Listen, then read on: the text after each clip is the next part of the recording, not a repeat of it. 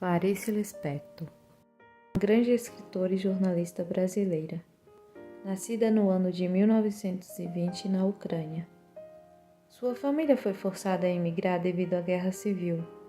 Veio para o Brasil com os pais e as duas irmãs, ainda pequena, em 1922. Morou parte da sua vida em Pernambuco e outra parte no Rio de Janeiro. Em 1977, Clarice concedeu uma rara entrevista ao repórter da TV Cultura, Júlio Lerner. Terminada a gravação, ela solicitou que somente fosse divulgada depois de sua morte. Clarice morreu 10 meses depois, em 9 de dezembro de 1977, vítima de um câncer no ovário. Ela faria 57 anos no dia seguinte.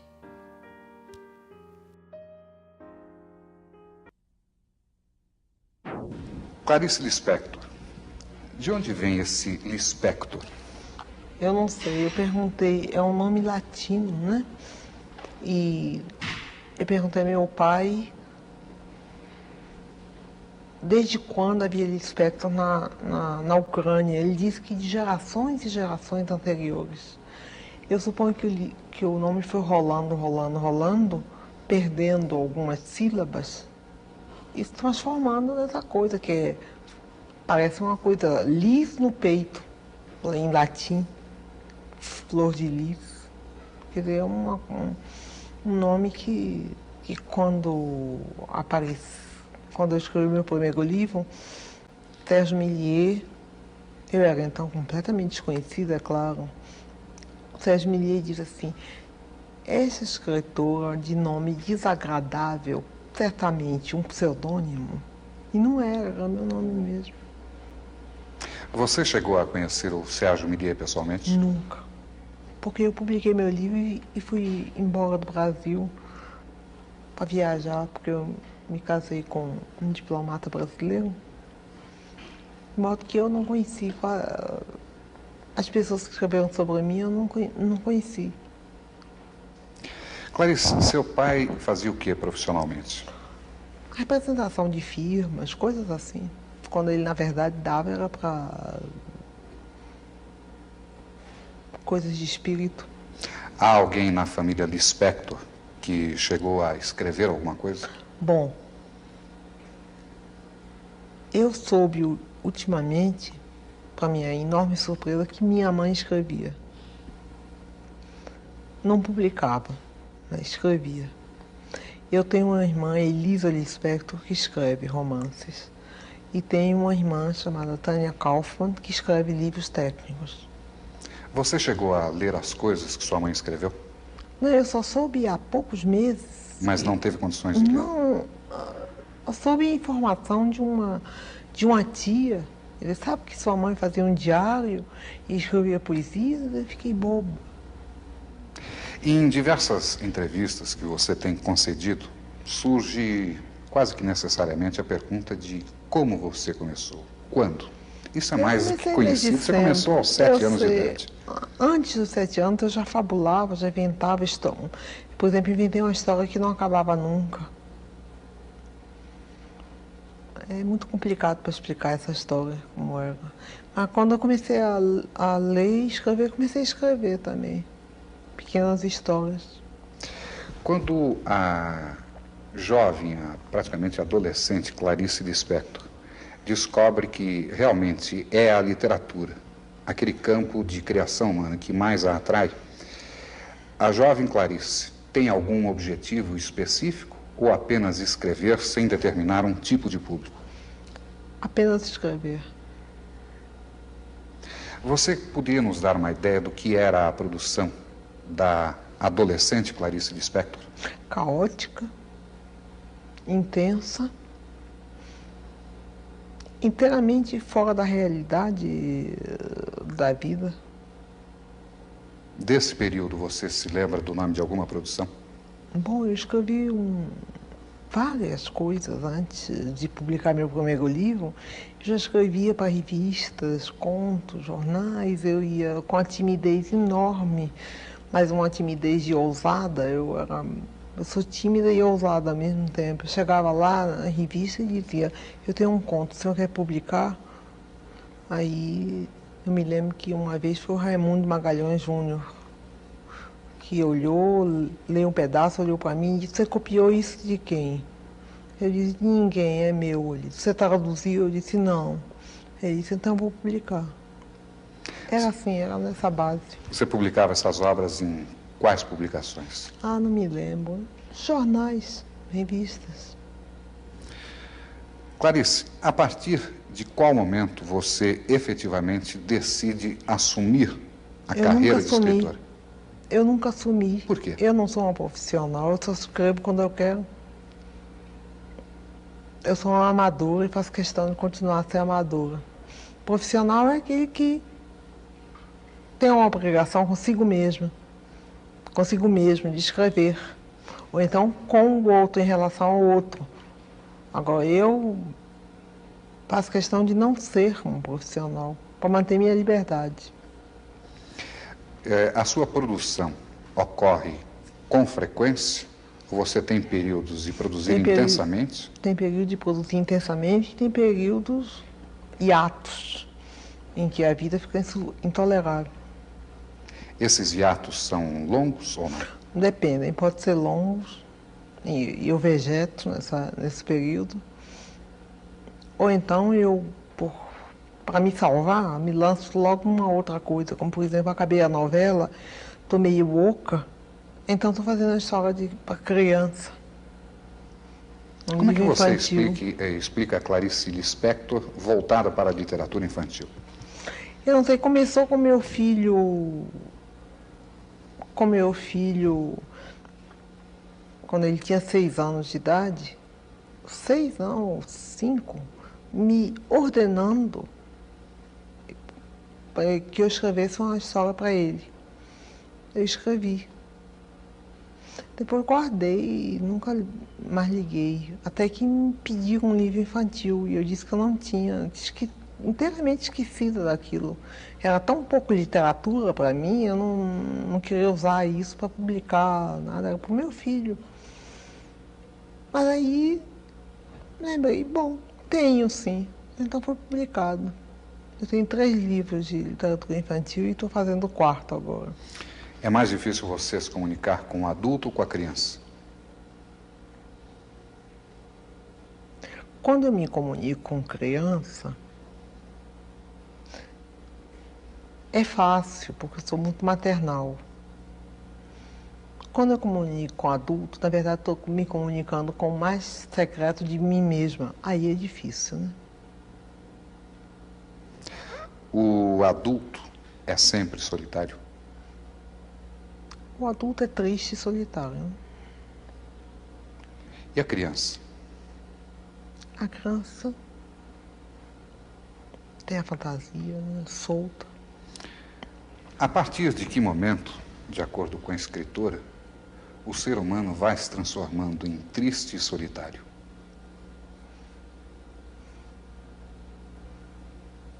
Isso é segredo. Desculpa, não vou responder. A qualquer momento da vida, basta um choque um pouco inesperado e isso acontece. Mas eu não sou solitária, não, tenho muitos amigos. E só estou triste hoje porque estou cansada. De modo geral, sou alegre.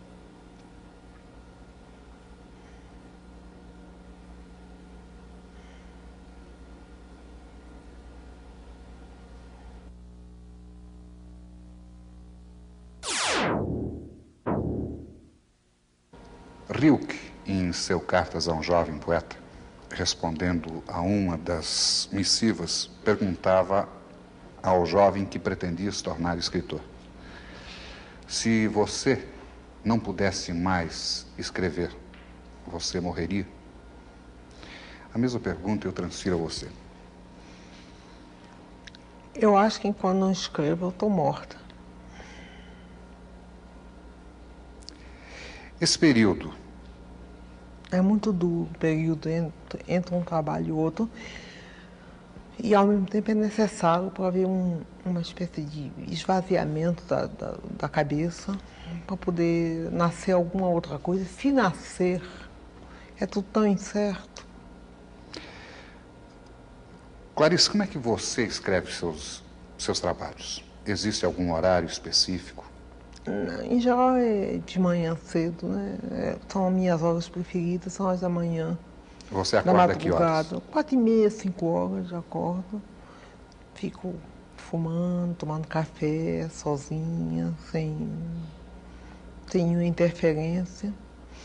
Quando eu estou escrevendo alguma coisa, eu anoto a qualquer hora do dia ou da noite, coisas que me vêm.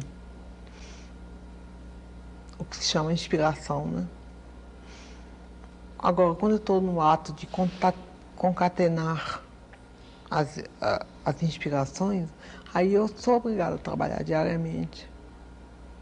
Você se considera uma escritora popular? Não. Por qual razão? Bom, me chamam até de hermética, como é que posso ser popular sendo hermética? E como você vê essa observação que nós colocamos entre aspas, hermética? Eu me compreendo. De modo que eu não sou hermética para mim. Bom, tem um conto meu que eu não compreendo muito bem. Que conto? O Ovo e a Galinha. Entre os seus diversos trabalhos, sempre existe, isso é natural, um filho predileto. Qual é aquele que você vê com maior carinho até hoje?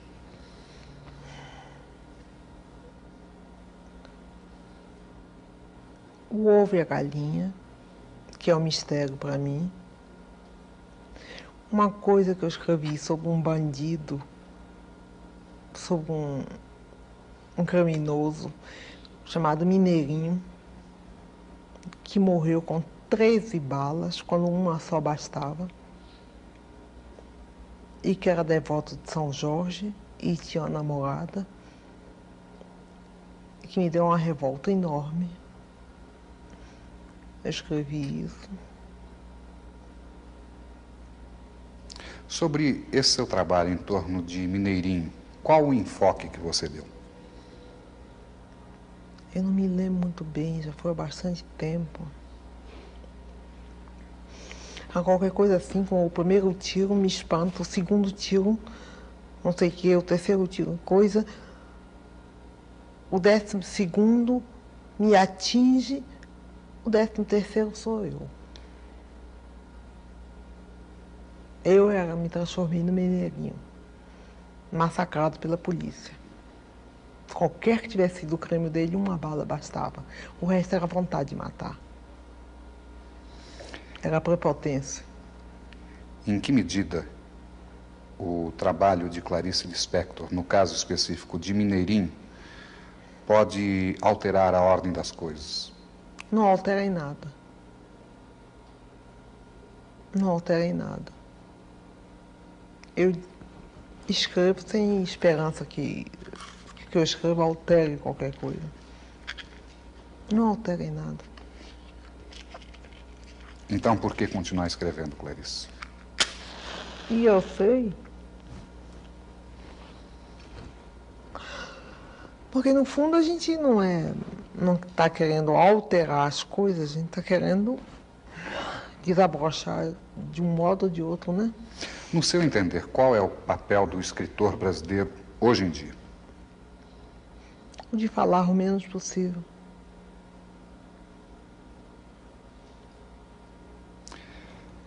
Você tem mantido contato com outros escritores brasileiros? Eventualmente. E mesmo, acredito, latino-americanos. Latino-americano. Quais aqueles que você acredita serem os mais significativos desse tempo atual? Eu prefiro não citar nomes porque eu vou esquecer alguns, vai ofender, vai ferir, assim eu não cito ninguém. Mas aquele que a toque mais de perto, que lhe diga mais intensamente. Não falar nada. Antes de nós entrarmos aqui no estúdio, você me dizia que está começando um novo trabalho agora, uma novela. Não, eu acabei a novela. Que novela é essa, Clarice? História de uma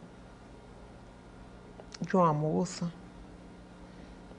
tão pobre que só comia cachorro quente.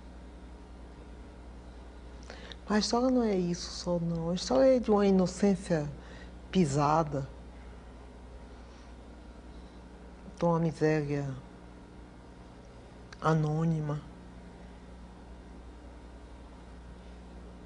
O cenário dessa novela é em É qual Rio local? de Janeiro, mas o personagem é nordestino, é de Alagoas. Onde é que você foi buscar dentro de si mesma? Eu morei em Recife, eu morei no Nordeste, eu me criei no Nordeste. E depois, no Rio de Janeiro, tem uma feira dos nordestinos, no Campo São Cristóvão, e uma vez eu fui lá. E peguei o ar meio perdido do nordestino no Rio de Janeiro. Daí começou a nascer a ideia de um... Depois eu fui a uma cartomante e imaginei amigos e várias coisas boas que iam me acontecer. E imaginei, quando tomei o táxi de volta, que seria muito engraçado se um táxi me pegasse, me atropelasse e eu morresse depois de ter ouvido todas essas coisas boas. Então daí foi nascendo também a trama da história. Qual o nome da heroína da novela? Não quero dizer. É segredo. E o nome da novela, você poderia revelar? 13 nomes.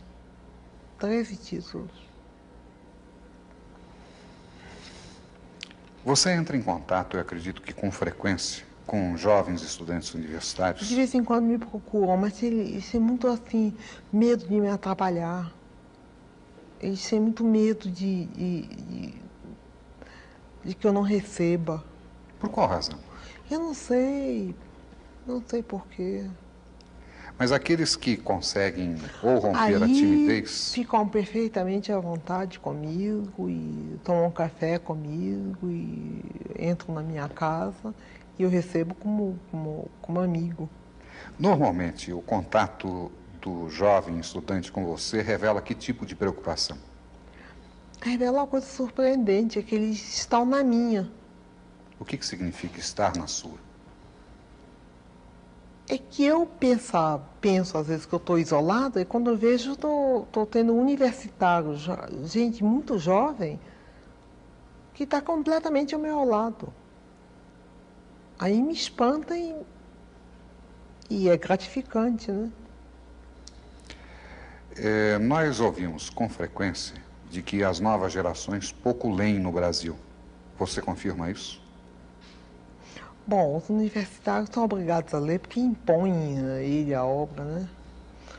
Agora eu não estou a par dos outros. De seus trabalhos, qual aquele que você acredita que mais atinja o público jovem? Depende inteiramente. Por exemplo, o meu livro A Paixão Segundo GH, um professor de português do Pedro II veio lá em casa e disse que leu 4 vezes o livro e não sabe do que se trata. No dia seguinte, uma jovem de 17 anos, universitária, disse que este livro é o livro de cabeceira dela. Quer dizer, não dá para entender. Isso aconteceu em relação a outros de seus trabalhos? Também em relação a outros dos meus trabalhos. Qual que você Ou se lembra toca agora? ou não toca.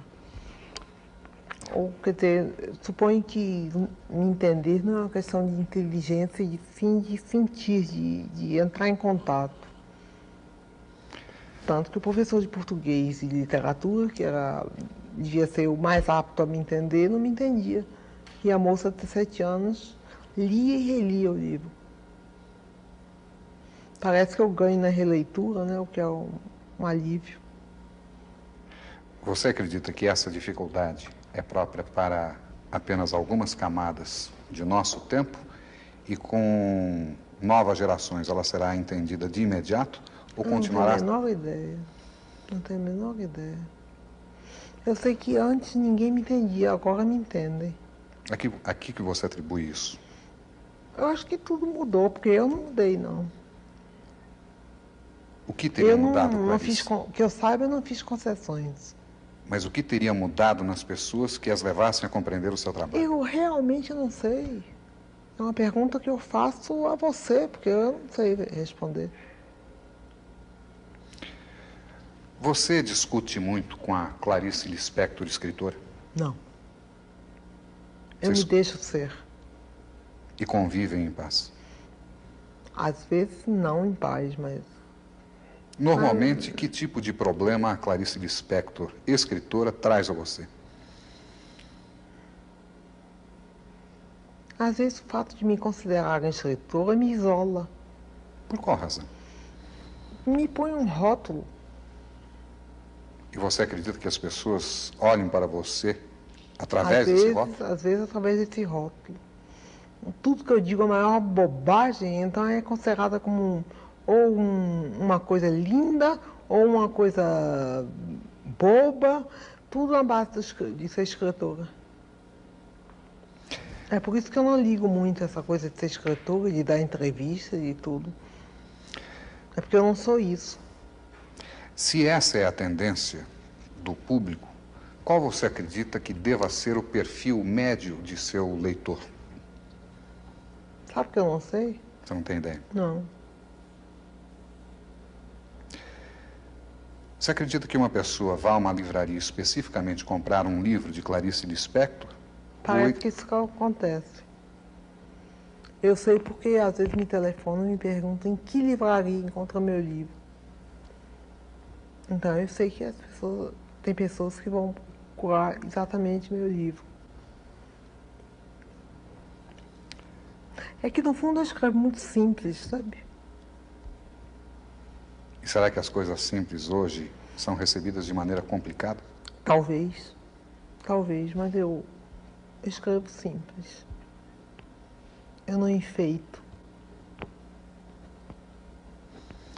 Na sua formação como escritora, quais aqueles escritores que você sente que realmente influenciaram, que marcaram? Eu não sei realmente, porque eu misturei tudo.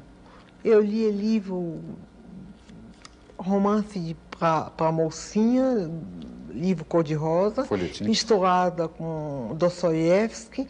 Eu escolhia os livros pelos títulos. E não pelos autores que eu não tinha conhecimento nenhum. Misturei tudo.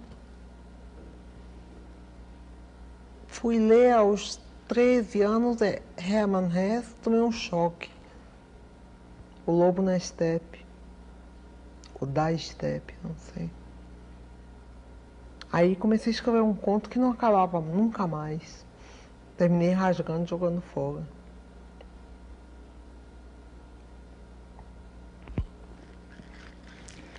Isso acontece ainda agora de você produzir alguma coisa e rasgar? Eu deixo de lado ou rasgo. Não, eu rasgo, sim. É produto de reflexão ou uma emoção Raiva, instantânea? um pouco de raiva. Com quem? Comigo mesmo. Por que, Clarice? Sei lá, eu tô meio cansada Do quê? de mim mesmo. Mas você não renasce e se renova a cada trabalho novo? Bom, agora eu morri. Vamos ver se eu renasço de novo.